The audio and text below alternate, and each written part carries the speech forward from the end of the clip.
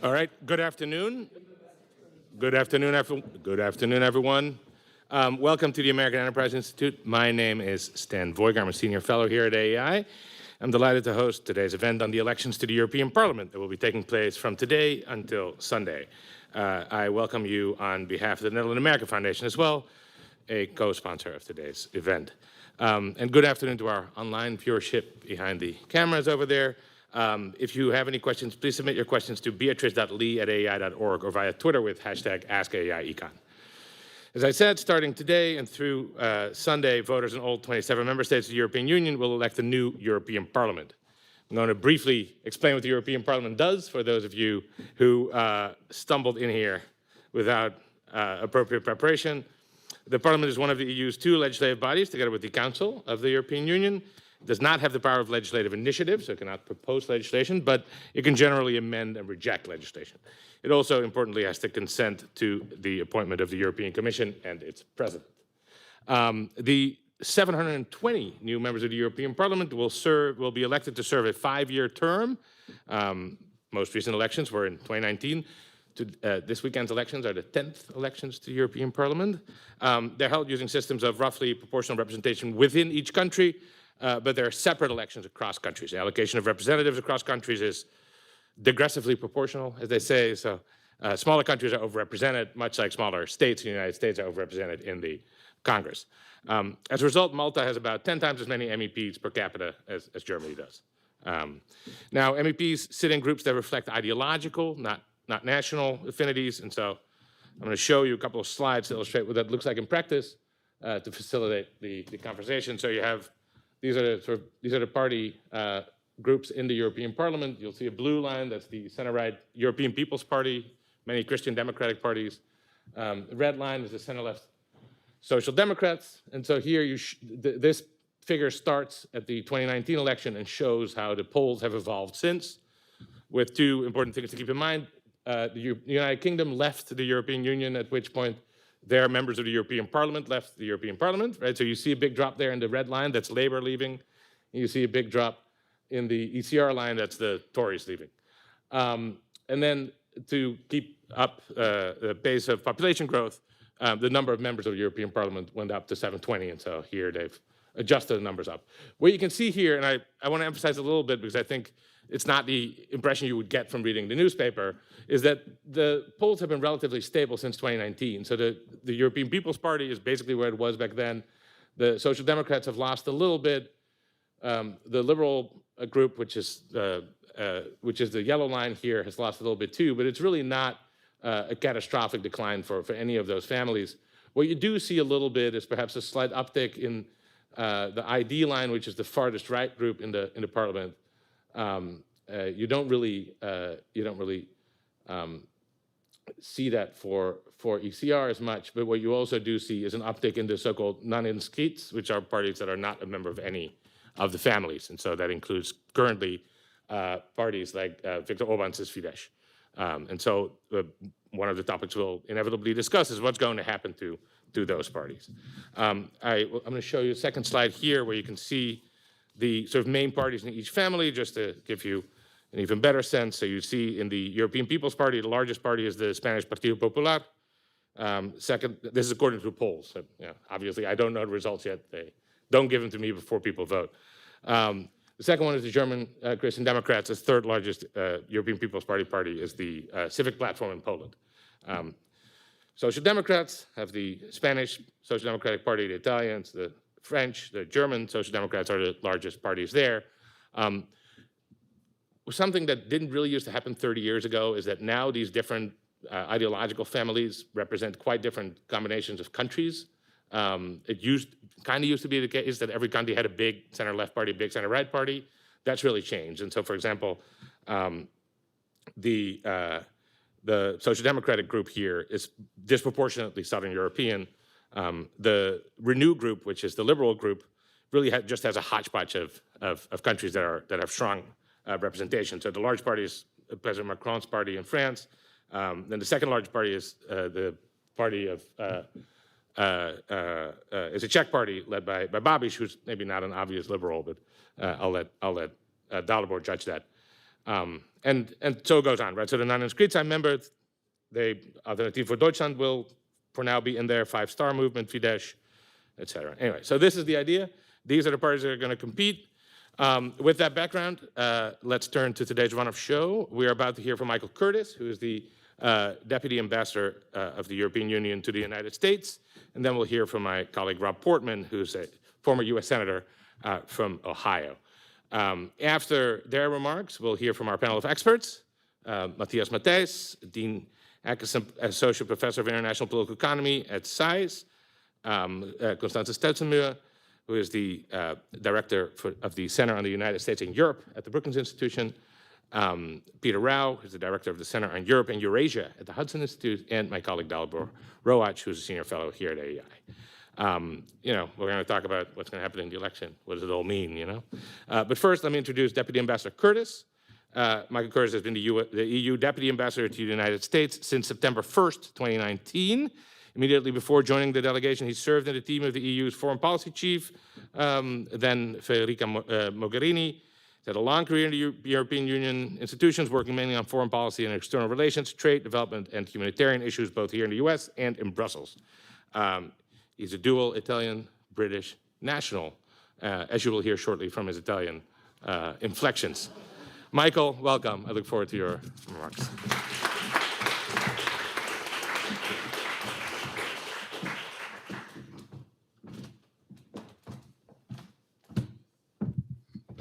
Grazie, Stan. There you go. Good afternoon, everyone. Great to be back at AEI, and thank you, Stan, for bringing together a great group of experts and for all your work on issues of importance to the transatlantic relationship. I'm sure I speak for all of us doing the daily work of diplomacy here in the United States when I say that throughout my time in Washington, I have valued the seriousness and thoughtfulness of the independent analysis done by AEI and the think tank community, including our friends here today from Brookings, Johns Hopkins, SAIS, and the Hudson Institute. It's an honor to be surrounded by such an array of talent and brain power, both on the panel and in the room today. So thank you for being here. Dear friend, Senator Portman, as we mark the 80th anniversary of D-Day, which led to the defeat of fascism in Europe in 1945, we recognize how important this year is for democracy worldwide. More voters than ever will go to the polls in at least 64 countries. In the past week alone, elections have taken place in Mexico, South Africa, and India. And I've even heard that there are some elections taking place in the US this year. Is that correct? Your elections here, of course, on November the 5th are occupying a lot of minds and bandwidths in newsrooms, think tanks, and embassies, including the European Union delegation, because one way or another, the outcome will have a bearing not just on EU-US relations, but also on the world. It's just a pity that we don't get to vote too. But whoever the American people choose to represent them, I can assure you that the EU will be ready to work with the next US administration and Congress to advance our shared goals and interests. With that being said, I'm here today to talk about the European Parliament elections, and I very much appreciate your time and the interest in joining us for this discussion. Today and over the next 3 days, European citizens will directly elect a new European Parliament. Why does this matter? 4 reasons, and I will be quick because I know people here much more qualified to talk about these things than me. First, this is the most important event in the democratic architecture of the European Union. As Stan said, this is also the 10th time we've had direct elections since they were first introduced in 1979. And this time round, 373 million Europeans across all 27 member states are eligible to elect the 720 members of the next European Parliament. Second, the newly elected Parliament has final approval over the appointment of the next Commission. So the political makeup of the new Parliament, which will have its first plenary session in July, will be an important factor. Third, this is the first European Parliament election since Russia's invasion of Ukraine, or full-scale invasion of Ukraine, in February 2022. The return of war to our immediate neighborhood has transformed the European Union, raising awareness here in the United States and globally of the EU's progress as an emerging security actor and a resourceful and agile partner for the United States in standing up against Russian aggression and standing up for freedom. The war has also led to a paradigm shift in the EU's energy supplies and accelerated our transition to a green economy. While this has been necessary, it has not always been easy. Sanctions on Russia, which prior to the war was an important economic partner of the EU, have caused economic pain and higher energy prices at home. But we are proud of the support European citizens and governments have given, including in the form of jobs, healthcare and education, for millions of Ukrainians, including children, taking refuge in the European Union. And last but not least, the European Parliament plays a crucial role in the crafting and adoption of EU legislation, including the budget. It also approves whether or not to accept new countries into the European Union. And as we are moving into a phase with the prospect of greater enlargement of the European Union, that's a very important factor. This means all of our partners, including the United States, are interested in understanding how the new Parliament will influence EU policy for the next 5 years. So change is coming fast, and that is normal in real democracies. Credible elections are at the heart of democratic societies where citizens can exercise their vote freely, without limitations, manipulation, or interference. But we need to be vigilant. Malign activities are increasingly testing our democratic processes and pose a security threat. While Russia is waging a war with bullets and bombs in Ukraine, in Europe and elsewhere, the war they are fighting is an information war, peddling disinformation and false narratives. We should not be naive. We are seeing advanced disinformation using artificial intelligence, including deepfakes, to amplify disinformation. It is disinformation on steroids.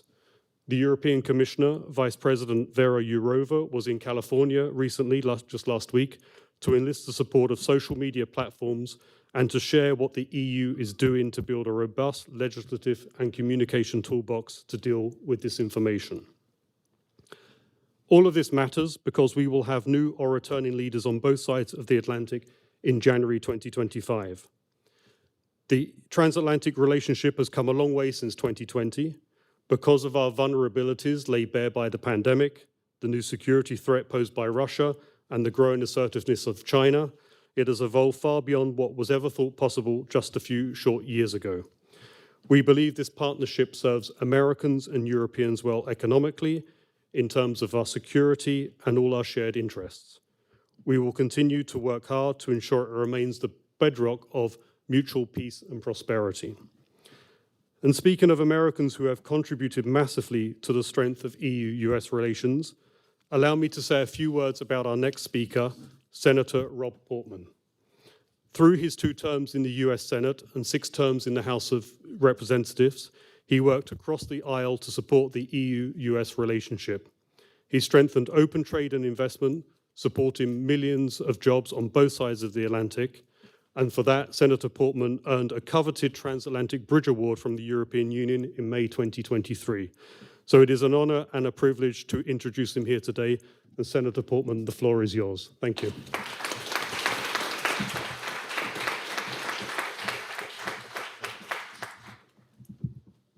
Grazie, Michael.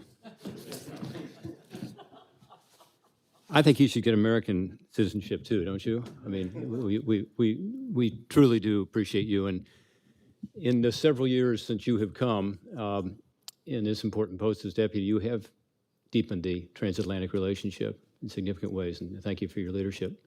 And Stan, thanks for inviting me to be here today. I'm not going to be taking much time because I'm between you and some real experts. And we're going to talk about the aftermath of the election in Europe and see, what the EU Parliament elections might mean for us and might mean for the world. I will say this is very refreshing for me to have a chance to talk about another country's elections. I can't tell you the number of times my European friends have approached me over the past couple of months and said, "What's going to happen?" And usually that's followed with, it looks like Donald Trump's going to be elected. Does this mean X, Y, Z? Sort of this parade of horribles that might occur. And so it's just really nice to sort of flip the scenario here and talk instead about how what happens in Europe might actually affect us. And I appreciate what Michael said, in that regardless of the administration that succeeds, who's reelected, our ties are stronger than that. And here on the anniversary of D-Day, we think about those ties. If you have been to the American cemeteries or seen them, you can see this unique, really, bond that we have with our European friends and the sacrifices that were made for freedom and for that extraordinary relationship. So I'm going to put a little challenge out to the panel here, and again, very distinguished panel, and say that to me, there are 4 or 5 issues that I'd love to hear them talk about. I'm sure they're going to address all of them and do so thoroughly. First is following what Stan already did, talking a little about what the European Parliament's all about. I mean, to me, it's the weakest of the bodies in the EU constellation, and yet it does have a role to play. And it seems to me if there is a change, and there's talk, although Stan, I think, rightly said that maybe the talk's been a little bit exaggerated, that there could be a shift to the right. What does that mean? Does that really affect policy or not? I would argue that it does, both directly and indirectly and within the countries, but I'd love to hear from the experts on that. Second is with regard to policies, energy and the environment. I'd love to hear what you think about that. My sense is that already there is some nervousness in Europe about the COP28 commitments and about the decisions that have been made, particularly to get away from nuclear in Germany, and the dependence on Russia now being sort of shifted over to a dependence on LNG from the United States, and what's going to happen? What's the likely shift in terms of energy? Second would be defense spending. My sense is if there is a shift to the right, maybe that the NATO commitment is more likely to be met by more countries. There'll be more push on defense spending and making Europe able to provide more arms to Ukraine in particular. But with regard to Ukraine, I look at these parties that may have some ascendancy, may have some additional votes, and I think it's quite split. And Stan, you and I talked about that earlier. So I would love to hear your views on that. What does it do with regard to Ukraine's ability to deal with the full invasion from Russia? Third for me would be immigration, asylum policy. I think this is behind a lot of the potential improvement on the right, concern about crime particularly, but also just asylum policy. Love to hear what you all think about that. And then finally, as a former U.S. trade representative, I'd love to hear you talk about trade and where you see this going. Every country in the world, seems to me, is moving a little more nationalistic, if not populist, in terms of trade, protecting domestic industry, tariff and non-tariff barriers. And again, does this shift a little bit in the parliament if you assume that there will be? Does that foretell a change in terms of trade policy? This affects the United States, of course, but I think significantly China, because I think the way the EU deals with China is likely already changing and may change further based on these elections. And that affects not just the China-EU relationship, but also the U.S.-China relationship. So with that, again, thank you all for being here. I appreciate it, and I really look forward to hearing from this distinguished panel. Stan has already introduced everybody, so I won't waste any more of your valuable time by doing that, but just to say we appreciate your scholarship and your expertise and look forward to hearing from you. Thank you.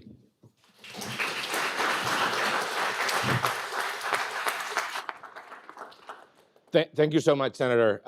See, this is how I like introductory remarks. This way I, as a moderator, I don't have to come up with questions, and I'm just handed a list of topics to talk about. This is very good. But what I'm first going to do is I'm going to reveal that what I said earlier about how they don't give me the results in advance is only partially true. Results in the Netherlands are pretty clear at this point. The Netherlands voted today, and the exit poll just came out. I'm not going to reveal it to you, but maybe later on in the conversation. Anyway, let me start with Matthias. I think a good place to start is to think about the You just guaranteed that everyone's going to go to their phone. No, I know. So the Green Left Labour is likely to be the largest party. Geert Wilders' party is likely to be second. That's a big win still for him because he was not currently represented in the European Parliament. He gained one seat after Brexit.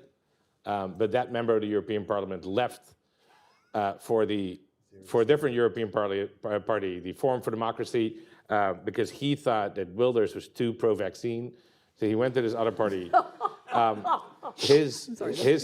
The home and office of his personal assistant, of his political assistant, were raided last week.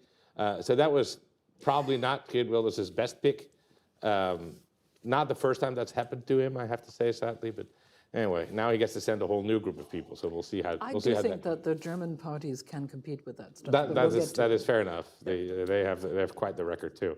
But anyway, so Matthias, why don't you tell me about the likely results besides the ones that I've just revealed? What does that mean for sort of the governing coalition in the parliament? And I am particularly interested in two sort of organizational questions. One, the parties to the right of the EPP, how are they going to organize themselves? I mentioned earlier there's a few that aren't currently in a group. The groups themselves aren't super stable the way the Christian Democratic group is, for example. And secondly, who's going to be the next commission president? Oh, wow. Should we leave? Thank you, Stan. Thanks for inviting us and organizing this.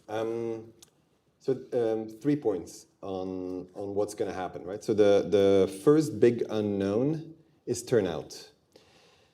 And that matters because you can look at the polls all you want, but we've also just had elections in India where the polls were very, very wrong. Even the exit polls were very wrong. And a lot of people were surprised by the outcome in Mexico, right? So the theme over the last 10 years has been polls being horribly wrong, right? Starting, I think, with David Cameron being reelected in 2015. So turnout matters. Why? So the first elections, as was mentioned, were in 1979, when I was born. So figure out how old I am. Turnout was very high in 1979. There was a lot of enthusiasm. It's systematically fallen to roughly 40, just over 40% in 2014. But then in 2019, it shot up to 50%. Right? So there's an assumption among many pollsters that it'll stay there or it'll go up slightly. I'm not sure about that. Right? It could well be that we revert back to the mean where turnout is below 50%, which, you know, for an American audience, that's still quite high, I suppose. But in general, for many countries, these European elections tend to be like midterm elections here. In the jargon of EU studies, they call it second-order elections. So it's the perfect time to give the incumbent in your country a good kicking, right, in that sense. And that's what we definitely see. So that matters because there's a lot of voters that are undecided, and generally the undecided voters, research has shown, tend to vote for more mainstream parties. That's why often, not always, but sometimes, you know, it depends on the country, the far-right vote tends to be exaggerated because they assume, some pollsters assume that the undecideds will vote like the decideds, roughly, right? And that's not always the case. Secondly, if you look at so second point is the national idiosyncrasies, right? So there is a clear anti-incumbent mode. France is, I think, the most striking, where you have Rassemblement National, Marine Le Pen's party, which is headed by a young Jordan Bardella, who's like, you know, very young in that sense, I forget exactly, early 30s. 28, late 20s. Could have, in the polls at least, as high as 34, 33.5%, while Macron's party, Renaissance, anywhere between 14, 15, 16%. Could even be surpassed by the Parti Socialiste of all parties that were written off a few years ago with a very kind of optimistic leader, Glucksmann, who may do very well. So that's one. In Germany, the three parties who currently head the government, or part of the government, that had 52% in the last German elections may fall like 20%, maybe down to like 33, 34%. There you clearly see the Christian Democrats, the official opposition, the biggest opposition, will do very well, but maybe not necessarily because everybody loves them, but because they're, again, anti-incumbent, anti-government. And despite all their troubles, I'll let Constanze more talk about them if she has time, the AfD will still probably do better than the three governing parties, including the SPD, which is still a striking result at the national level. Which bucks the trend is Italy. There Meloni, Giorgia Meloni, who is a far-right politician, post-fascist party, Fratelli d'Italia, who were nowhere 5 years ago, 5 seats in the European Parliament, is predicted to have something like 20 seats, right? Because she's the prime minister. She's also taken the Lega's mantle as the far right and away from Matteo Salvini to her, right? So there's these shifts, but as Stan has already shown, I mean, for all Journalists have to write stuff, right? And they will tell you that there's going to be a far-right surge in Europe. I feel like every 5 years, that's the story. And yeah, I mean, there's a shift to the right, undeniably. But as you see, for the European Parliament, this is going to be much less relevant, right? I'm going to even put it blunter. There is going to be, to Stan's direct question, a broad coalition of liberals, Christian Democrats, conservatives, and social democrats, because it's the only stable governing coalition that's possible, right? The EPP, the European People's Party, with the far right, mathematically wouldn't even get to a majority unless the polls are so wrong that it's out of the margins of error. And it's also then assuming that the far right can actually put all their differences aside and combine, but that would also mean that half of the EPP wouldn't want to cooperate with half of the other side. And so that's where I see the only outcome of this, again, EPP being the largest and having a coalition with social democrats and liberals. So that's the kind of the boring answer to Stan's interesting questions. Also on who's going to be the next Commission president, I mean, let's be honest, the other parties weren't particularly serious. I'm going to do a quick question to the audience, but who has heard of Nicolas Schmidt? 1, 2, 3, 4. Michael? 5?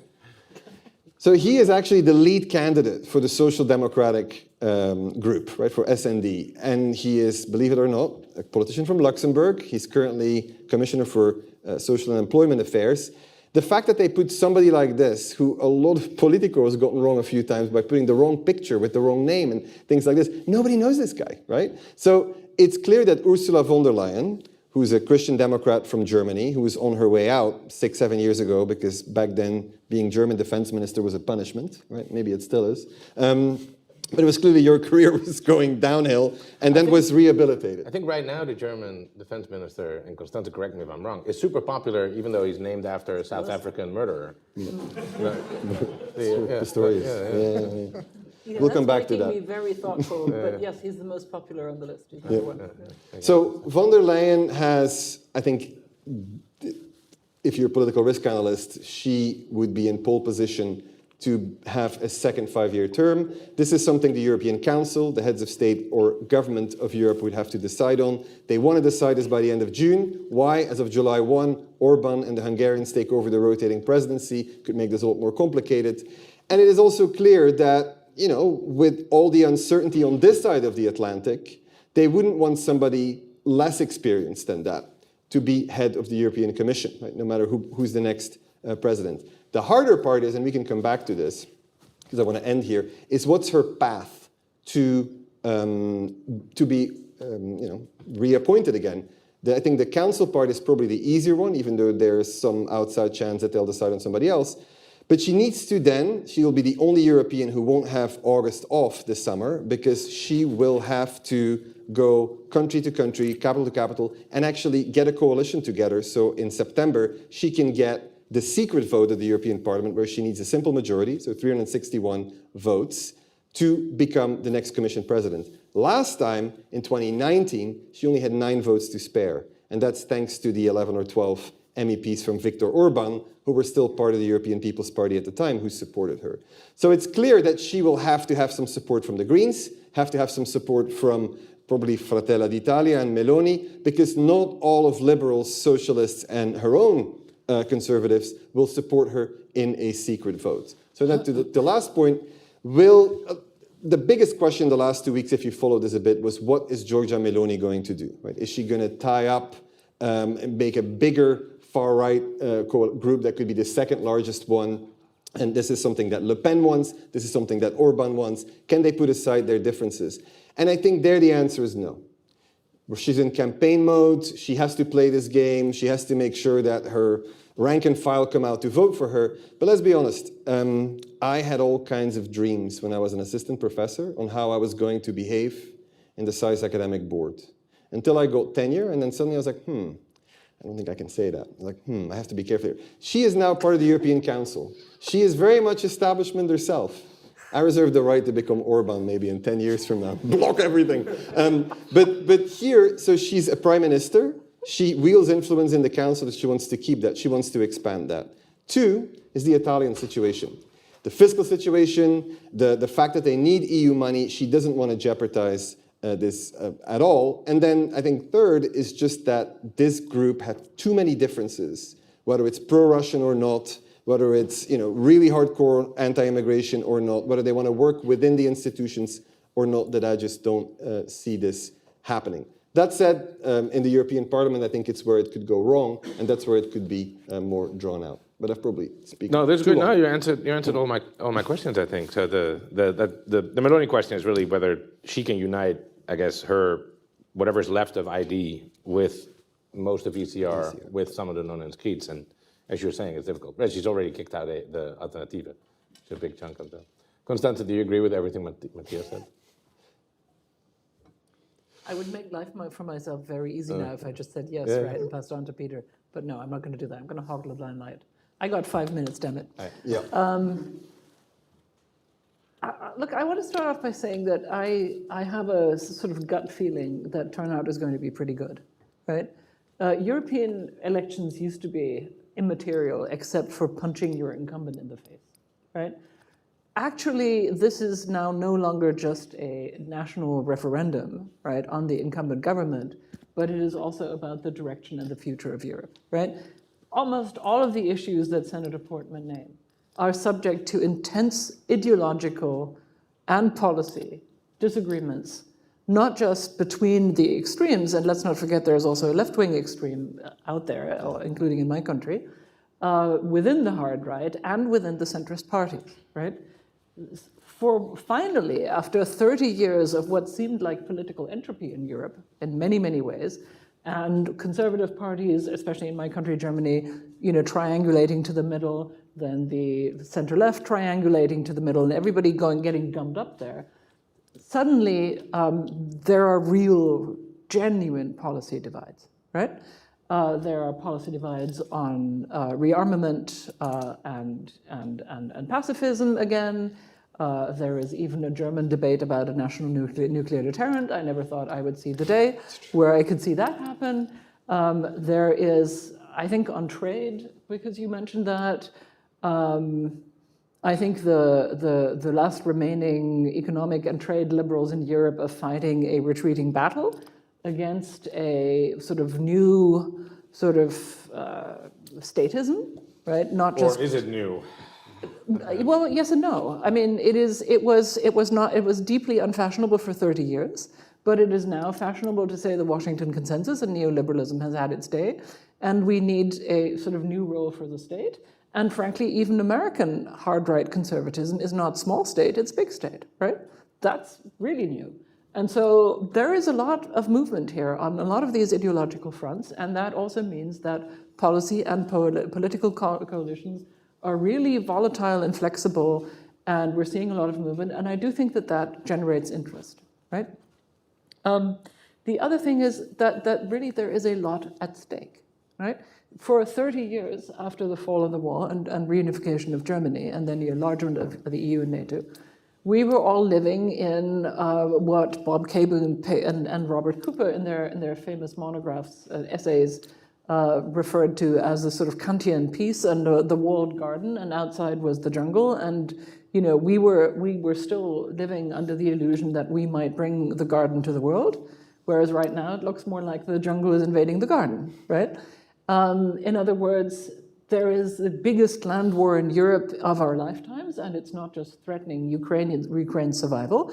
It is also being carried out by the same actor who's invaded Ukraine within Europe, right? I mean, the Russians are meddling on every front: sabotage, espionage, cyber attacks, disinformation, you name it. It's all happening at the same time across the European space. That has woken up European security elites and European publics in ways that were genuinely hard to imagine even 5 or 10 years ago, right? I mean, people like me would be sort of going on about this, but everybody else was saying, what are you on about? It's eternal peace here. So, and then energy and climate, right? It is very obvious that the climate is changing, right? And that climate events have become more catastrophic, more lethal, and that has consequences for public order, right? and for voters and citizens' trust in the ability of governments to do something about their existential security. Even without a land war in Europe, that would be the case, right? And so I think that pretty much everybody in Europe knows that we're living in a different moment, right?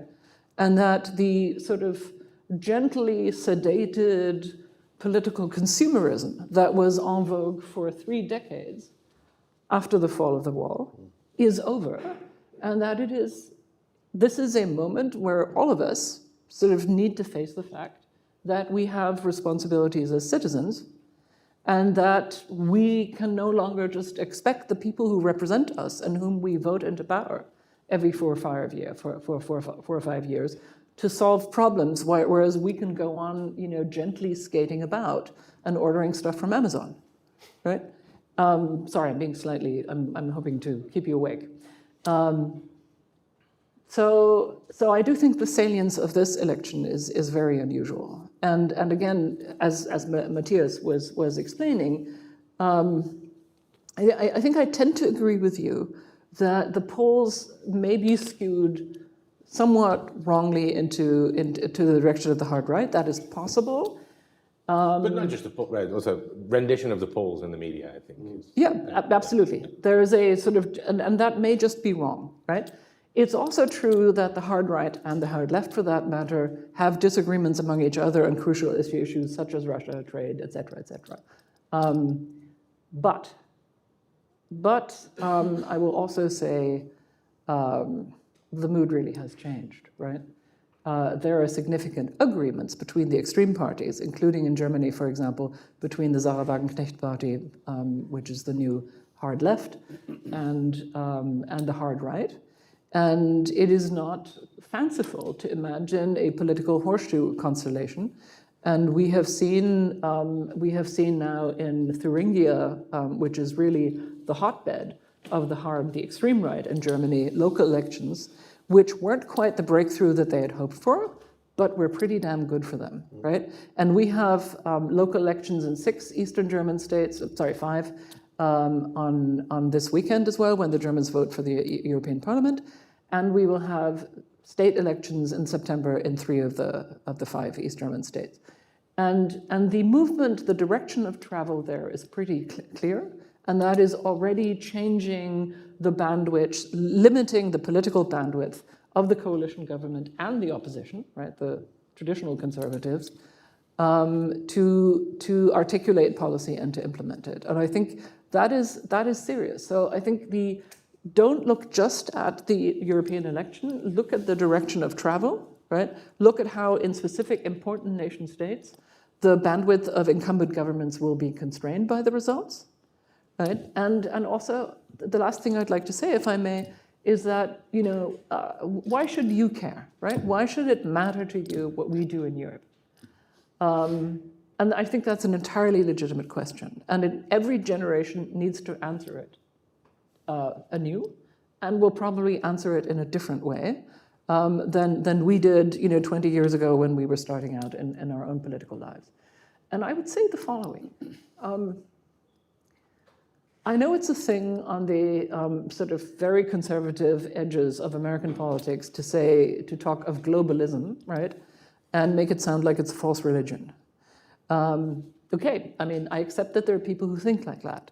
My counter to that is, economic interdependence is real, right? It is a thing. It's called globalization, that's the other word for it. And it constrains hard power. And it constrains the hard power even of a superpower, right? And if you want an example of what I mean, I will say that the Russians were very badly surprised by the cooperation between the Biden administration and the European capitals on freezing Russian central bank assets. And that had a massive impact on denting Russian capabilities and Russian freedom of action very early at the outset of the invasion. We can talk until we're blue in the face about the effect of sanctions. Are they doing what they should be doing? The extent of their effect, but Europe as a single market and as a regulatory space provides geoeconomic power assets that provide leverage to America when America decides not to use kinetic force, right? That is where we are useful. And we are not only useful in the transatlantic space, we would also be useful in any confrontation with China, which arguably is taking place already, has been taking place for some time in the non-kinetic space. And so my final point is, what happens to Europe, right? What the Russians and the Chinese manage to do with Europe, not just by doing nasty things to Ukraine, which I think should offend anyone with principles, right? But also whether they manage to divide Europe, whether they manage to undercut European ability to govern or to make legitimate public decisions, that has an impact on what we can do with you. And there may be a point when you come to notice that. And that's what I've got to say. Awesome, thank you. Before I go to Peter, can I ask you specifically about Wagenknecht? Where do you think she's going to go in the new parliament? It's so hard to say. I mean, I find Wagenknecht a completely fascinating figure because she's such an effective polemicist and propagandist, right? In ways that are actually quite unusual in German politics and are basically absent from German sort of centrist politics, right? Most of our, with some exceptions, most of our leading politicians are terrible, right, at being sort of, taking a stage and, rampaging up and down it, and that's her specialty, right? But she has not had a good track record on organizing herself. She has never had to govern, right? And I suspect, like with the AfD, the German hard right, her specialty is political theater, right? And we will see how that goes in this election. I mean, I've seen them behaving in ways that suggest strategic intent, right? But I don't want to go into, I mean, this would be sort of very, very nerdy sort of German stuff, which I suspect 99% of you are not going to be interested in. So if you want to ask me later, I can answer to that. But I mean, in other words, I'll tell you what, I think her most important function is to contribute to the fragmentation of the German political landscape, which then forces German state and national governments into three-way or maybe even at some point four-way coalitions, which are inherently volatile, therefore inherently sort of less legitimate seeming, just make governance harder. Right?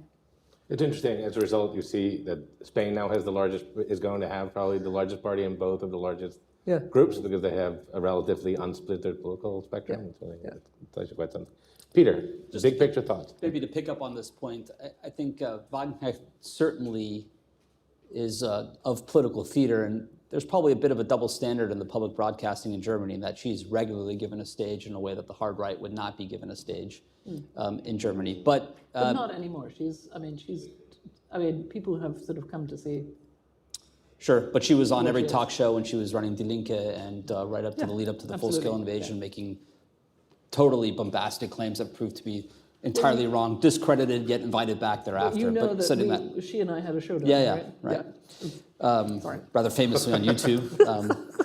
But on one of those shows. and I think there is a self-reinforcing cycle that this cordon sanitaire between hard left and hard right, where the middle tries to organize itself, produces unwieldy coalitions, which in turn only strengthen the hard left and hard right, which are in pure opposition. But maybe to pick up on the polling point, which both of you have made, I think one overlooked error that isn't discussed nearly as much as, for example, the David Cameron example, or in 2016, the Hillary Clinton-Donald Trump showdown, is where polling gets it wrong, but the winner remains that which was projected. So in 2012, Barack Obama blew the doors off of Mitt Romney, and all the polling showed that Barack Obama was going to win, but by a relatively slender margin.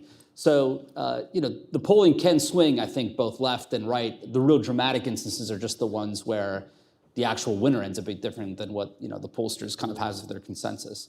And it maybe continue into this kind of theme of where I see it going. I have a slightly different read in that I think in my travels in Europe in recent weeks and months, granted these are just anecdotes, and anecdotes aren't always the best sort of empirical arguments, but I think even the most committed Europeanists, when you give them a nice bottle of French wine laced with truth serum, will concede that enthusiasm around this election is rather low.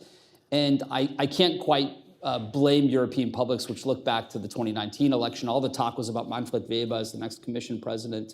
The EPP wins the election, and Ursula von der Leyen is plucked out of virtual obscurity, or as you put it, the political losing job of being German defense minister at the time by Emmanuel Macron to become commission president. And so the Spitzenkandidaten process, the lead candidate process, I think has taken one on the nose. And I expect turnout, I'll just make a prediction, to be a bit lower than the pundits think it would likely be, which isn't to say that the European elections don't matter, but I am a little bit in the camp that they will have the greatest political aftershocks in their home countries. So does En Marche come into third place? Does the FPÖ win in Austria altogether? And I think that sets the scene for some of the national political wrestling matches that are to come, in particular because there's so many elections, I think beginning with Belgium this Sunday on the national stage in the months that are ahead. Moreover, I'd say obviously the Commission approval process matters, and the distribution of power in the Parliament will, in the end, tell us who can be Senate confirmed, so to speak, to use an American phrase. But beyond that, the Parliament's powers are rather limited. I think in the multi-annual financial framework and the budget process, they will have a say. As Stan mentioned at the outset, they can't initiate legislation, and I think key questions, probably where the EU's powers are most pronounced on the Russia file, namely sanctions. It's mostly Coreper and then the Council heads themselves taking guiding decisions, which the Commission then institutes and executes. So the Parliament hasn't been, I think, a crucial player on that, and I expect, what are we on now, the 14th round of sanctions that are being negotiated, the European Parliament continue to be essentially irrelevant in that process. But I do expect some of the conservative sentiment that's likely to be expressed in these elections through the strengthening of the ECR faction and then IND, whatever we want to call them in terms of ideological persuasion, to express itself in climate transition policies that are taking place in Europe. I think that security of supply and competitiveness are likely to get greater weight when it comes to legislative approval by the Parliament. I also think that the coalition, which is likely, I would agree with Matthias, to form EPP, socialists, and then the Liberals is likely to be a little bit incongruent. After all, the Liberals include in their ranks Mark Rutte, soon to be NATO Secretary General's VVD, and then Emmanuel Macron's En Marche. Think back to the fights around mutualizing debt during the COVID crisis. They were on completely opposite sides of that debate, part of the Frugal Five, and then Macron attacking members of the Frugal Five in open debate in the European Parliament, Sebastian Kurz, if you remember, in a real heated moment. So I'm not convinced that there's going to be this cohesive governing force and we'll continue down the path that we have gone, even if in recent months we've seen a lot of action in preparation for the new parliament, so a migration pact, for example. I just think on those issues, where the parliament can have its say, and even where it doesn't, where just the commission will take some cues from sentiment expressed by the parliament. So on issues like green energy, on subsidies in the common agricultural policy to farmers, there's a clear direction of travel, to use a nice phrase that Constanze was employing, that ECR and IND and others will be inclined to push. I think a couple of just interesting points, just unconnected, almost staccato points that I've observed as an American watching. For one, in the U.S., progressives like to deride the old white man as the core of Trump's support. It's crucial to President Trump's election chances that he scores very well amongst them. And the youth of America are the hopes and dreams for Joe Biden's election. Or you can look at that from Trump's perspective. The youth are going to destroy the country, and we need solid common sense with the older population. It's almost the exact opposite right now in parts of Europe. There's a new poll out of France today that has young voters, as defined by this poll, at 7% for En Marche and 34% for Rassemblement, for Marine Le Pen's party. And the older voters in Germany, for example, are really the core backbone of what are considered the establishment parties that I would say are kind of the parallels to the American, right now, Joe Biden establishment, whatever you want to call it, Democratic Party versus the more populist conservative Donald Trump. So that I find to be sort of interesting, given that we're civilizational cousins and face many of the same pressure points and challenges, from immigration to inflation, et cetera, in Europe as the United States. And secondly, that Emmanuel Macron and Olaf Scholz both face right-wing challenges. In France, it's very clear that it's Marine Le Pen. In Germany, it's the AfD taking on not just Olaf Scholz, but the CDU and the center at large. Yet they've drawn completely opposite lessons on how to articulate their Russia policy and which direction to move.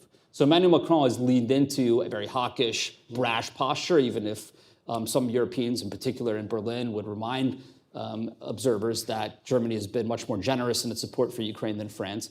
While Olaf Scholz has positioned himself as the peace chancellor, Friedenskanzler, even if the Americans dragged him into greenlighting some German weapon systems for strikes into Russia by Ukraine in recent days, which creates a bit of a mixed message for him.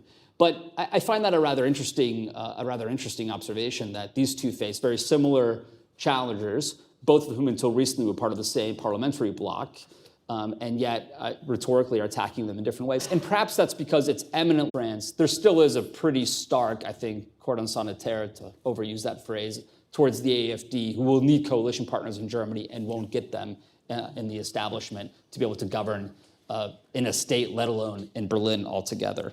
So with that, maybe just to pick up a point or two that Senator Portman raised, even though I see he's walked out in protest at me beginning to speak here on stage. It's supposed to elicit a chuckle.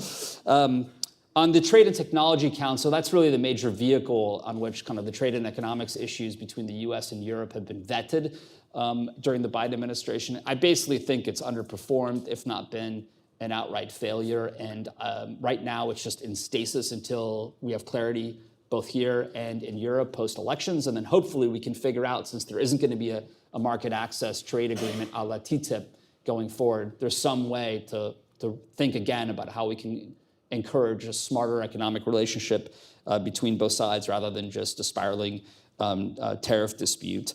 And beyond that, maybe I will just kick it to Dalibor. Thank you, Peter. One thing I wanted to, you mentioned briefly that you, maybe I misunderstood you, that there's a different course that ECR and ID want to set for farm subsidies.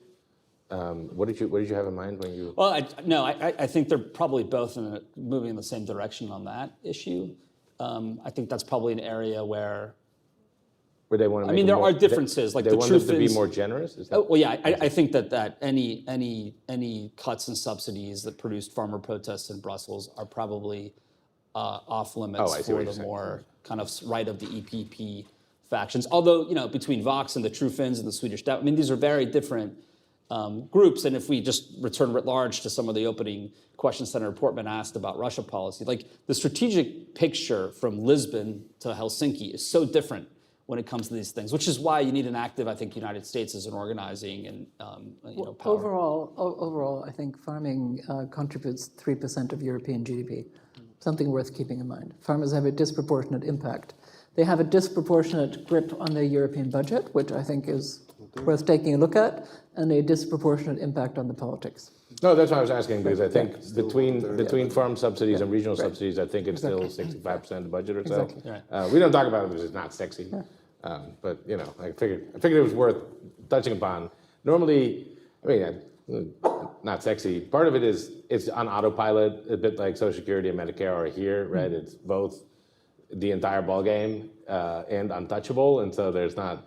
And American farmers are also pretty good at. Yeah, but they don't. But the U.S. federal budget looks very different. Yeah. That's not what I'm saying. I'm not saying. Oh, they are also untouchable. Yes. They're just a smaller chunk of the federal budget than the EU. And the Farm Bill is not autopilot. You have to renegotiate it. But they're rather successful, I think, in the farm. Right. And as an Iowan, I love farmers. I just want to say that. Sons of the earth. That's right. Dalibor, go ahead.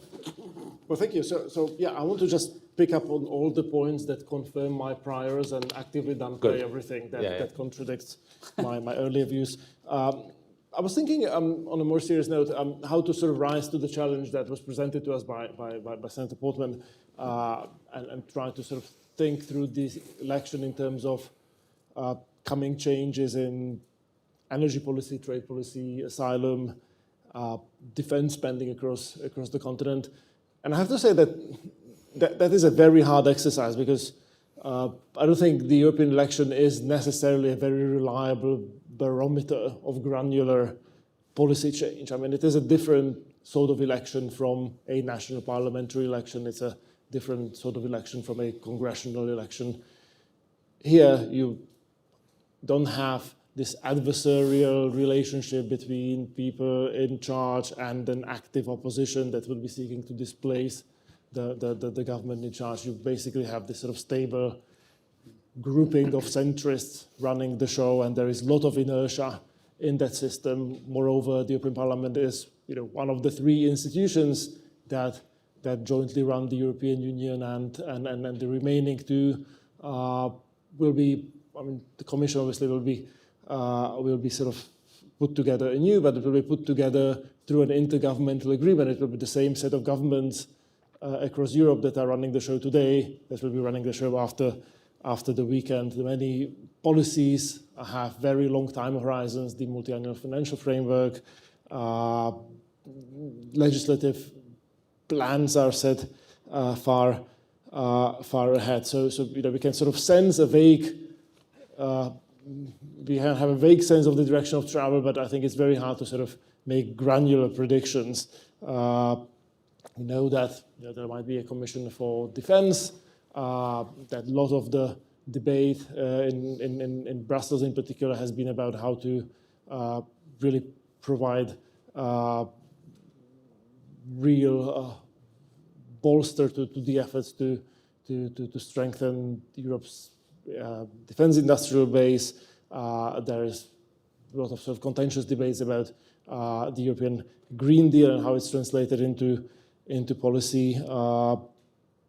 But I don't think the election itself will have like an immediate material effect on these things in the coming weeks and months. And similarly, I think it is quite difficult to sort of tell a coherent political story about what's going on, because we have not really been witnessing a European election campaign across the EU as a whole. We've been witnessing 27 parallel campaigns that have been quite different. So one thing that does get lost in the debate about the turnout in the European election is that there is a massive variation in turnouts across the EU countries, from 85% in Belgium, Belgium doesn't count, which has you go to prison mandatory if you don't voting,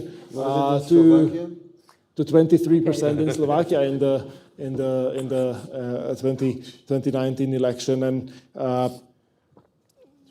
lot of what's happening is really like who's able to get the voters to turn out, and people who are in opposition tend to do a better job at that than the incumbents, although that's not a universal pattern. Just to speak from my sort of immediate experience from the 4 Central European countries that I know reasonably well, I mean, I can attest that those 4 countries are having very different European election campaigns, which are only tenuously related to any sort of European level policy questions. In the Czech Republic, there is a somewhat lethargic campaign, which is still connected to questions of European Green Deal and combustion engines, and obviously the Russian aggression. You have a coalition of parties that are in the current Czech government, which come from different political families, from EPP and ECR, with candidates on the same list, who would provide you with very different answers to some very basic EU-related questions. And they're on the same list, they're campaigning together, they'll come to Brussels, and they'll go, one will go to ECR, others will go to EPP. In Slovakia, I mean, the framing that the Slovak opposition has presented going into the election was this question of whether Slovakia is still a part of Europe in some broad sense, as if the question of Slovakia's exit from the EU were on the table. And obviously, all of this has been upended in Slovakia, not elsewhere, by the assassination attempt on the prime minister. In Poland, sort of the question under consideration is, who is more hawkish on Russia, and who would be softer on Russia, and again, that's a very sort of idiosyncratic Polish thing. In Hungary, it feels like a domestic campaign. I mean, Orban has been coming under a lot of pressure from ex-members of Fidesz around the former husband of the former justice minister, Judith Varga. Again, the sort of connection to European themes is very often quite tenuous. But what we do know about the direction of travel is that, and it's the ID group that's going to come out quite strong out of this election. And I think there is a sort of qualitative shift relative to the past, which is that if we were having this conversation in 2019, certainly in 2014, I think the sort of question on the table would be... Do you really think that? So they lost to AFD last week. The Lega getting killed. They're not... Le Pen Yeah, goes but, from 23 to 30. yeah, but that's just one party. Okay. That's not- yeah. Big country. I mean, there's this talk about a new hard right party called Vera Europa, right? Yeah. That is now courting the AfD. So, Yeah. but Sorry I to don't interrupt. think so, that so to unifies. sort of... I mean, I guess the co- Flemish co- interest will get a few more To correct it, votes. parties, to the sort of populist right of the ECR group, I think will sort of come out of this strengthened. But not qualitative change relative to 2019 is that in 2019, I think many people would have been concerned about, maybe other countries trying to follow in the UK's footsteps. And, to go back to Albert Hirschman and his distinction between voice and exit, I don't think anybody's trying to use exit this time around or in the foreseeable future. And there are lots of these so-called right-wing populist parties that are trying to use voice to reshape Europe. And Hans Kundnani from Chatham House, I think he's been sort of writing very eloquently in a somewhat alarmist tone about this, that you can have these parties working together, conceivably, to push the EU in a direction that will sort of reflect their ideological priors. And you see, more draconian immigration policy, that sort of shift towards protectionism coming both from centrist parties and populist fringes is well underway. And Kundnani is sort of worried about the transformation of the EU from a sort of soft and cuddly globalist project into something that would... A white ethno-nationalist project. Exactly. So my read on that is probably somewhat more benign than his, which is that, this is what voters want. They want immigration restrictions, they want some form of protectionism, they don't want necessarily liberal and progressive sensibilities to be reflected in policies adopted at the EU level, and they are getting that in an almost surprisingly responsive way. So contrary to the sort of idea advanced by Nigel Farage and others about how Brussels is its own thing that just does things irrespective of voters, you sort of see these European institutions being quite adaptive and quite responsive, not necessarily to sort of results of European elections, but also to just national level politics. And to me, the big question is, how does this strengthened right emerge out of this election, whether it will be able to work together or not, and where the lines within the right be drawn. And I think one big red line that should be drawn very clearly is the one between people who have a basic geopolitical compass and people who don't. And I'm very curious to see whether, in which political family Viktor Orban's Fidesz will end up, where AFD will end up if they end up anywhere, and how these relationships that once existed before Russia's full-scale invasion of Ukraine, whether they'll be sort of rebuilt, and whether these parties will act as a coherent bloc at the time when it is really the Russian aggression that is dividing them. I'll probably stop here with my diatribe. Excellent. That's a ton of topics we've covered. I'm going to see, Matthias, you spoke a while ago, but now Constanza, anything you want to respond to from Peter and Dalibor? If I might, I just want to reinforce something that Dalibor just said, which is that Ursula von der Leyen has been very, very good to the wind on these points, right? She was all about the Green Deal a couple of years ago. Now the Green Deal is a sort of faint memory, right? And she has been reaching out to Meloni, right? At the same time that Marine Le Pen has been reaching out to Meloni, interestingly enough, right?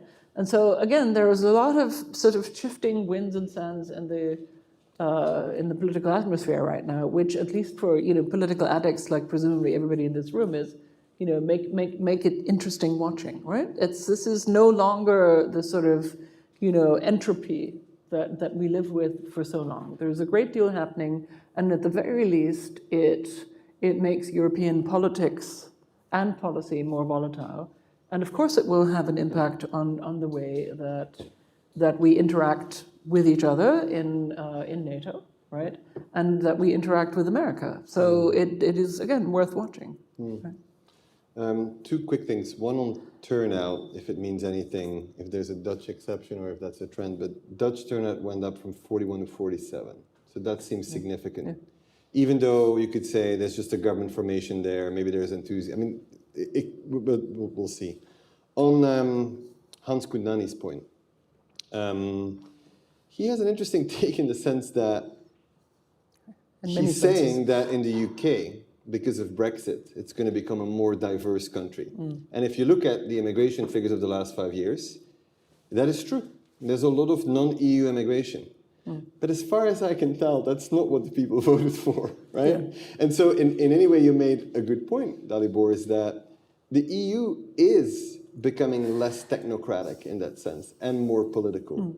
Of course, they moved from a kind of economic commission under Barroso to a more political one under Juncker to a geopolitical one under von der Leyen. Let's not forget when von der Leyen said that first, there was a lot of snickering in global capitals, including, of course, this one.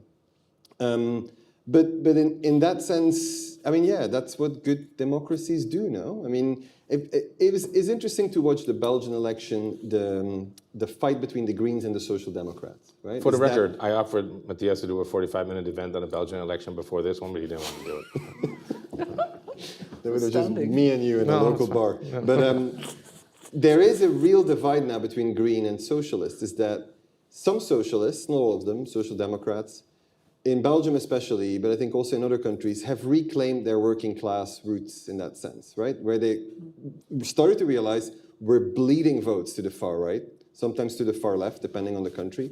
The only way to reclaim this is to become, quote unquote, reasonable on climate change, right? We're not going to push expensive heat pumps on everybody. We're not going to scare people by banning barbecues in the summer and things like this, right? So the Green Party have very much become this sort of like, the old liberals, right? They all live in cities, they don't drive cars, and they're all relatively well off. And that's where you see the Social Democrats now positioning themselves in a way much closer to some of the talking points from the far right, at least when it comes to socioeconomic stuff, right? So they've also been very quiet on immigration, and they're talking there, well, this thing needs to be managed and so on. But that is almost, I think, a moot point now. I mean... They changed their name again. Yeah. But like on immigration, I mean, the left is against more immigration, the right is against more immigration, immigrants are against more immigration. So I don't see this as much more of a vote winner or vote loser, similar in this country. I see. For the record, I think we should extend the 4 freedoms from Fairbanks to Nicosia and from Amistad to San Diego. Not everyone, because but that's true. Anyway, I think we should take a few. Actually, before we take more questions, Dalibor, you mentioned there may be a commissioner for defense. None of you spoke, I think, very extensively about the EU role in defense.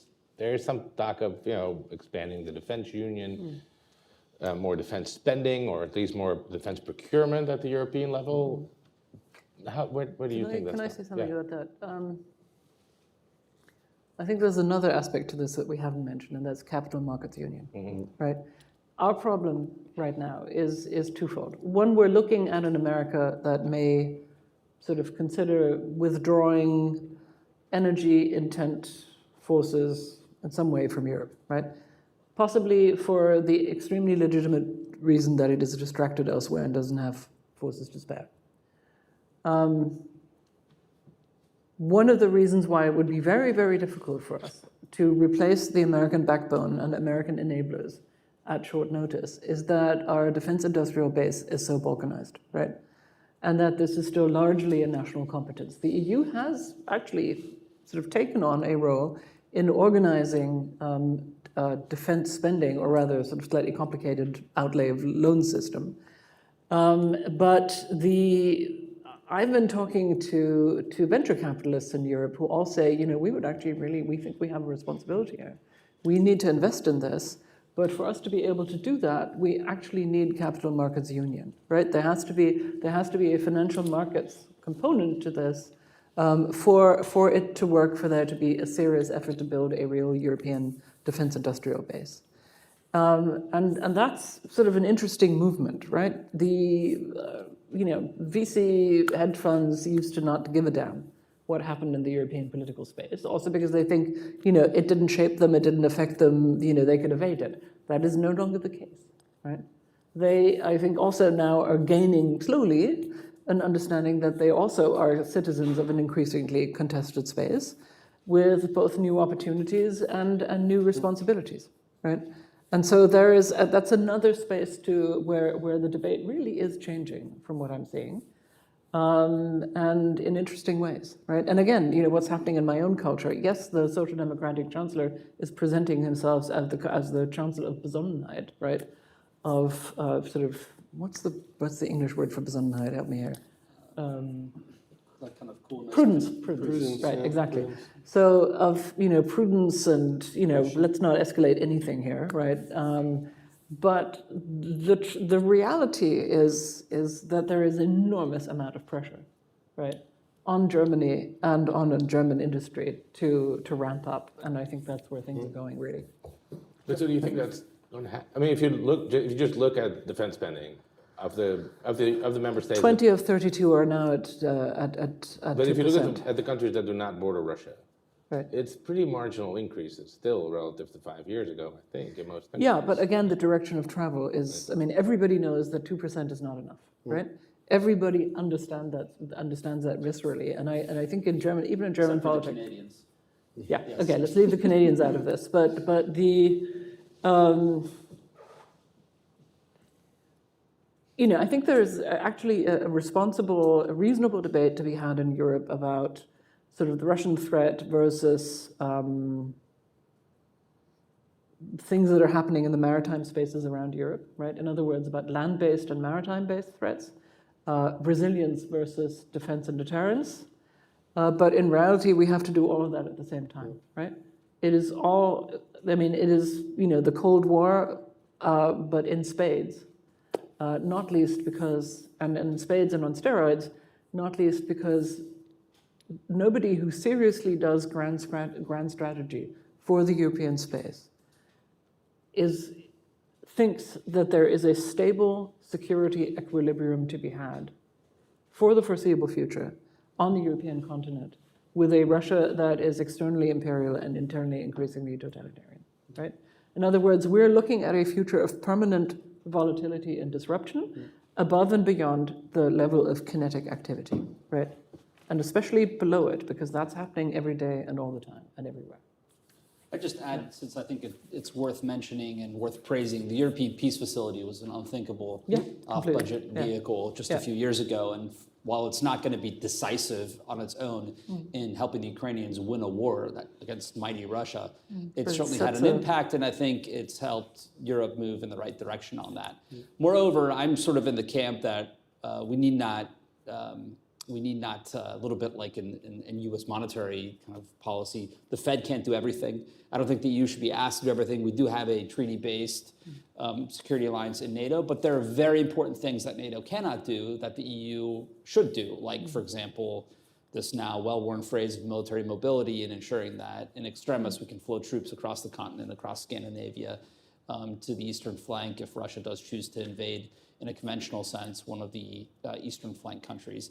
And then also, I think, where Europe, again, with toolkits that are being established, and just here I would also commend Ursula von der Leyen for having a forward-leaning approach, which I think needs to go further, but it's on the right direction of travel on ensuring that critical infrastructure is owned and operated by allied or partner countries that won't, for example, deny port calls by American military vessels or undermine the ability to defend the alliance when necessary. So there are, I think, very important areas, aside from the defense commissioner, potentially, which I think will be more of a DIB, defense industrial-based job in the next commission if it's established, and if a certain Polish foreign minister takes over that post, that are important for the European Union.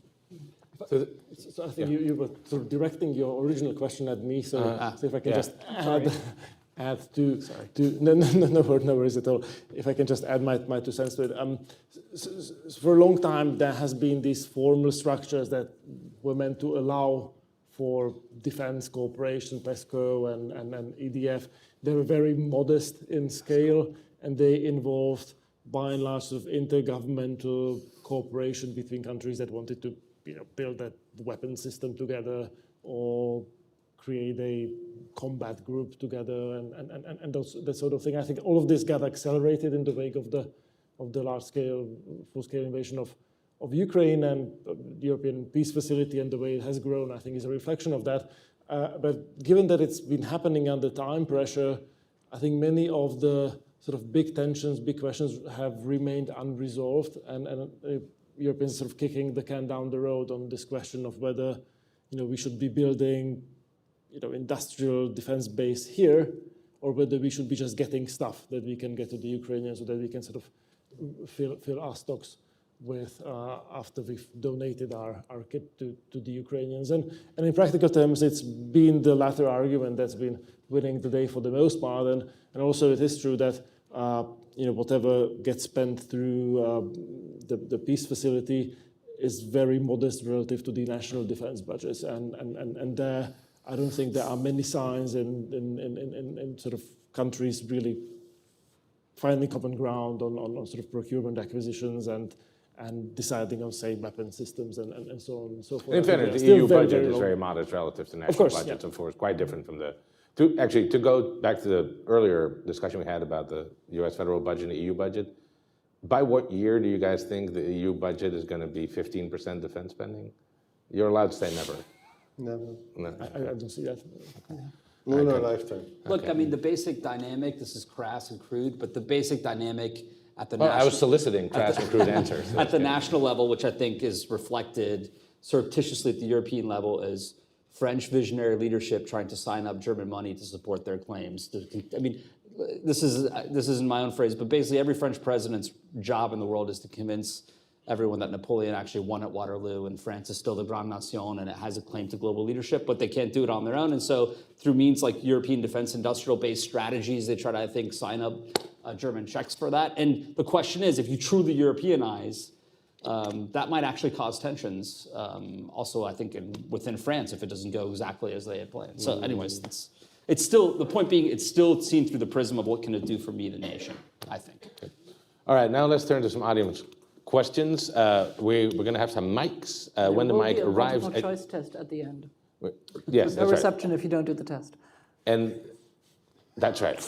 And when you get the mic, please introduce yourself, name, 3 words about yourself, and then a question that ends in a question mark. Let's start with Justin, and then let's go over here.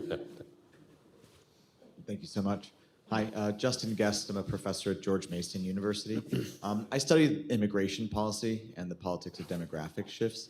And I think, arguably, from my perspective, this is what's at the core of any kind of allure of the far right in Europe. And recently, I'm starting to hear more and more socialist, laborites, people on the European left take more muscular stances against immigration and arguing for control. I wonder if you think that there's pressure being felt in Brussels to actually meaningfully try to change the Dublin regulations to actually rethink the way the continent is governing this as a way of defending themselves against the far right flank and actually trying to stonewall any further progress. Well, the new Dutch government has declared that we are not going to take any more asylum seekers, and we're going to receive an exemption. So that, if anything, is a move to a more extreme version of the Dublin Agreement, where somehow a country that doesn't really have a border that people cross is going to receive 0 new asylum seekers. Yeah. No, to Dalibor's point earlier, I agree with him that there's no Eurosceptic parties who are openly talking about leaving the EU anymore, right? But they're now, the Wilders way is to have opt-outs, right? Which of course puts them on a collision course with Brussels. I mean, trying to negotiate anything like that is going to be extremely hard. But there is a massive tension, right, within the EU. Anybody who's lived or worked there, I mean, everybody loves Schengen, right? But immigration policies are still national, right? And so there is now a clear effect for whatever national countries do, and even Meloni herself has talked about the need for much higher legal immigration, right? I mean, that's I feel like what all the far right focus on is on the illegal part, which is a tiny percentage of the total immigration, but then quickly realizing that with aging populations, they need a lot of people to lift those elderly people into the bath, out of the bath. I mean, like, it needs both muscle and skill. And we have a tremendous shortage. And I mean, like, if you look at the UK, where has most immigration gone to? It's the care sector, right? It's all NHS. It's all Romanian and Bulgarian nurses who've left and have now been replaced with Commonwealth ones, right? I mean, broadly speaking. And so I feel like that's not, I mean, Europe isn't talking about this, right? In a way that, you know, fiscal policy, monetary policy, industrial policy, you know, all these things are now talked about at the European level. It's still mostly talked about how do we deal with illegal immigration on the southern flank, right? And how do we do this conflict spread more equally? But there's no serious discussion, as far as I can tell, of what are our needs, right? Given our demographic aging. And, you know, like, I just turned 45, and in this country I'm old, right? But in Germany, I'm not. In Italy, I'm not. I'm well under the average age, which is like 50 now, right? And here it's 39. In China, it's 39. Of course, it's rapidly changing as well. But it's one of those things where there is no serious discussion. Even the left doesn't want to talk about it, even though, and that's, I mean, the economics commentators, right, focus on this.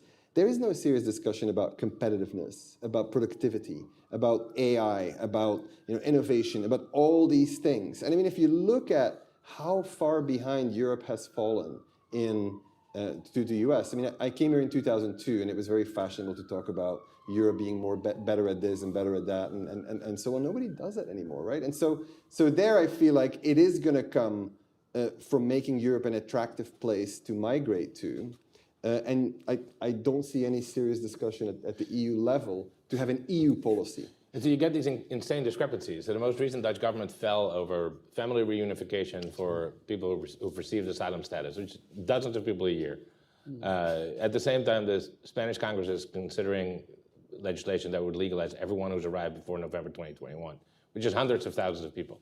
And those two discussions are taking place in completely separate public discourses, and no one sees any relationship between the two. I mean, I think part of the issue is that you can have separate national legal immigration systems. You can have different countries issuing work permits to third countries' nationals under different systems without disrupting the functioning of the Schengen area. I mean, what made the refugee crisis so difficult was that there was this layer of common rules which was just unsustainable in the light of the divergence in how different countries were treating asylum. And I think there has been a degree of convergence on this asylum question, namely that nobody wants asylum seekers anymore, and you have, you know, European institutions basically acting on behalf of member states, striking these deals with, you know, North African countries and you know, Turkey at the time, basically just to keep asylum seekers out. So you know, you might not like that as a matter of policy, but I think that's where the EU has sort of settled in what looks like an equilibrium. That's also when it was fashionable to deride the US from Guantanamo Bay. Now when we look at some of these refugee return policies or European citizens languishing in Syria, I think that's been muted as well. Just to get my shot in on that one. Since No, that's fine. So to be clear, Guantanamo Bay obviously previously used as literally a migration base for Caribbeans who were, for refugees who came from Caribbean islands, not just for post 9/11 terrorists. It really is it's a closer parallel, I think, than even your cheap shot attack on the European Union, which just let's go over here in the blue suit and then. No. Hello, my name is Elena Marxen, and I'm a student of European politics and transatlantic relations from Germany. And I just moved recently to the US, and what I experienced studying mostly outside of DC in the Midwest and in the South is a massive lack of knowledge about European politics and lack of interest in the European Union. And my question would be, what can we do as Europeans to achieve that we are seen as an important partner to the US, especially when it comes to defense and security policy, and not be looked down to as a little brother? You know, you'd be surprised how many EU chambers of commerce there are in America, right? And if you talk to business people in, say, Cincinnati or Des Moines or elsewhere, you would find a completely different take. It really depends on who you talk to. I try to get out of the Beltway a lot and talk to World Affairs Councils or franchises of the Council of Foreign Relations and so on. And I find that there is a lot of interest. On the other hand, go around Europe and ask people what they know about Des Moines or Cincinnati, and that's likely to be extremely limited as well, right? So I think, look, I'm not gainsaying your point. All I'm saying is there are just different versions of that, and they tend to mirror each other across the Atlantic. I think, to get to your very legitimate, baseline question, it is on us, right? If we want to be respected, if we want to be seen as having agency, that's on us, right? We can't ask people to do that for us. And frankly, Peter, just another little cheap shot that Peter got in, but that I happen to agree with, is the point about needing the Americans to keep us from killing each other, right? Still, I'm caricaturing his point, but basically it is truth. It remains true that, especially in the relationship with the quote-unquote new Europeans, who are not so new anymore, but the countries who joined the European Union after the fall of the wall, they have a keen interest in America's role as an offshore balancer in Europe, right? And to balance against France and Germany especially, right? Or against the indifference perceived by them, and actually in some cases correctly perceived, in the southwest of Europe, in the north, or even, God forbid, in Austria, right? Sorry, we're used to needling each other on podiums. But the truth is, it's on us, and it's time for us to grow up, right? And just get stuff done.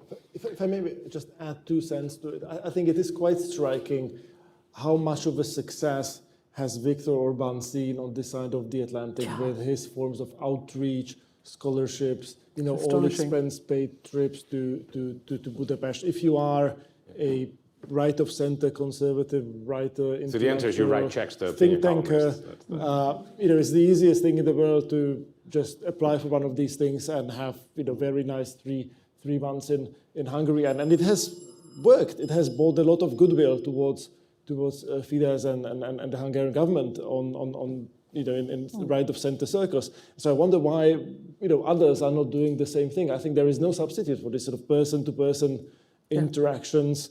I'm not sure where I heard it. I keep repeating this line that I stole from somebody. Every Hill staffer has been to Israel and has been to Taiwan. I'm sure there were many more exchange programs and opportunities for sort of person-to-person contacts and trips and visits, etc. in the 90s and the early noughties. Yeah, there's no longer a CPAC without Hungary, right? Yeah. And preferably without. So I wonder, I would like the Polish government to get into the business of sending people to Poland and vice versa, and then all the other European governments as well. It's not a massive financial investment, and it does work. Let's go over here, and then over there with the mustache and the facial hair situation.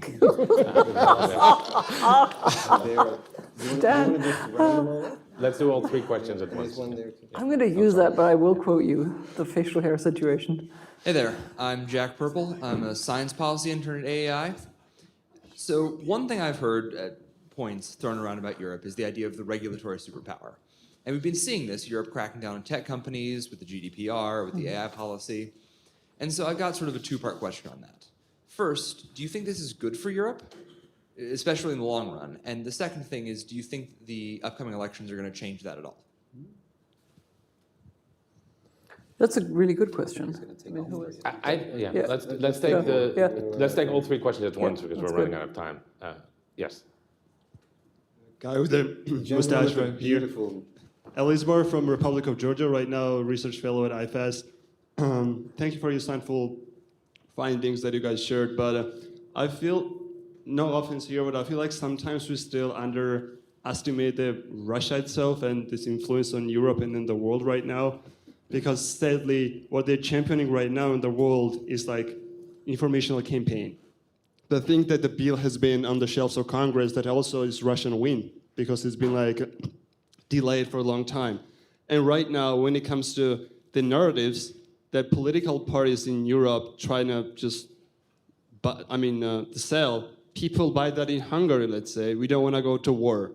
But they don't buy in Poland because Poland has been there to know actually what Russian occupation means for them. My question is, would you guys also feel that like a main European Western parties still kind of in the nutshell, they don't actually realize the actual threat that comes from Russian side, and specifically when it comes to European Parliament, we have like a few evidence that MPs are literally spying, and that's also obviously affects on the reputation of the institute itself. So at the same time, we have like evidence that Marine Le Pen potentially has like a ties when it comes to Russian black gray money. So if the electorate sees that like openly, why would the European main parties would not stress that fact to work with the electorate that Russia is actually a serious threat right now beyond like actual war is going on the European continent? Got it. Thank you. Excellent question. Alexander? Let's take 4 because we also have 1 here. Yeah, Alexander, yeah. Alexander van der Horst. I'm an astrophysicist and chair of the physics department at George Washington University. I was wondering, I think it was very early on, I think it was Costanzo who mentioned China. I feel, and I think that there's different approaches to collaboration and interactions with China from the US and from Europe. Okay. And I see that in kind of, when it comes to science and technology, there's way more of a willingness/happiness and European countries to work together, build space missions together, go to the other side of the moon together, and all these kind of things, which in the US is not a thing. And so what do you see happening there in that kind of area in Europe, and how could shifts within Europe and elections with more general shifts, let's say, towards the right, how could that influence this, and how could that potentially change? And let's take 4th question over here. Glasses at the table. Yeah. Thank you so much. I'm Maria from the Embassy of Poland. Thank you for a very interesting panel. I just wanted to make a very short comment. I think, from the Polish perspective, which was I think mentioned by one of you, what's extremely important to see after this European election, we want to see the Europe united. And I think that Constanza mentioned, we're very grateful, that the U.S. leadership made us be united in the face of the Russian aggression in Ukraine. I mean, it was really unprecedented that the first batch of sanctions on Russia happened a few days after the invasion. So, that all Europeans stood behind the united, and they were able to make it a very quick and decisive decision. I do want to ask you a question, because, we're obviously looking, the US elections, that's, there's an elephant in the room, of course. We're looking at the future of Europe and the EU-US relations in general, and the relations between Europe and the United States. How well do you think Europe is prepared and will be prepared after this European election for a change in the White House here, if we have a president that's more transactional, maybe even more isolationist? Thank you. All right, 4 questions we have. First, on tech policy, I agree with you that the EU often talks about it being a regulatory superpower, and I think that's an embarrassingly limited set of ambitions. I did an event recently here with Commissioner Vestager, who was pretty open about the fact that she's comfortable with a world where the US does tech innovation and the EU does tech regulation, which honestly, I'd like to see a little more than that. But you don't really see it, right? What's the biggest European tech companies are Spotify, and he doesn't think I can count Booking.com, or probably, it's not great. There's a wonderful New York Times story today that argued that, and this is almost a literal quote, that the United States still lags behind the European Union in regulating AI. Well, yeah.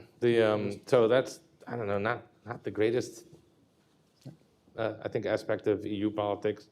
On the spies, I agree with you as well. I have been very surprised that in the current, obviously it varies a lot from country to country. In the Dutch context, where Geert Wilders became the largest party, Party for Freedom became the largest party in November, he has always been very, very sympathetic toward Russia. His one MEP, who was his lead candidate the last 2 times, who was previously the head of his caucus in the Dutch Senate, right, not a marginal member of his party, has has basically operated as a Russian agent, and not a single other party emphasized it during this European Parliament campaign. I've asked people about it. No one understands it. They say, "Oh, I don't know. What can we do?" I agree with you. It's mystifying. I don't know if anyone has other thoughts on this. There's a lot of complacency. I think I don't really understand it. No, I think we're probably in violent agreement on that, right? Can I add perhaps a moment something that we haven't really talked about at all? Okay. Which is that we have decided to put Ukraine on a membership path towards the European Union. That will have a massive effect on the European Union budget. Most countries that are now recipient of EU fundings will become contributors, right? It requires a significant rewiring of the European budget, including the aforementioned agricultural budget. I mentioned Capital Markets Union, right? And we've had this little back and forth about France and Germany, the French with the visions and the Germans with the money. Let me put it to you bluntly, right? We have been forced into a series of challenges and have taken on some more.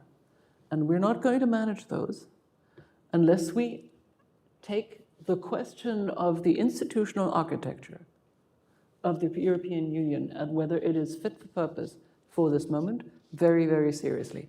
This is an institutional redesign moment, right? And the experience tells us that mustering the political energy for that is extremely difficult, particularly when our politics are fragmenting the way they are. But I am seeing a lot of signs of renationalization of European politics, including and especially in my country. And I wish that I had in my country senior politicians who actually had a vision of Europe, right? I think it's very easy to moan about Macron. I give him credit for at least saying this is where we need to go, right? And I think that is actually to some degree true for the American system as well.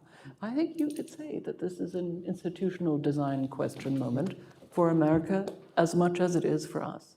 Is the system working for representative democracy? Or does it have vulnerabilities that could be lethal, right? And we need to think about that together because these are problems that we share. I'm not going to let you talk about this because we have 2 more questions and we're way over time already. Science policy. That is correct. Science policy? China. Look, I think that, I'm going to let somebody else talk. I'm sorry, I've talked far too much. Peter, I'm sure you have an answer to this. This is great science policy expert here. I know, but talk about China and forget the science. Yeah, exactly. Go ahead. If you want to say something.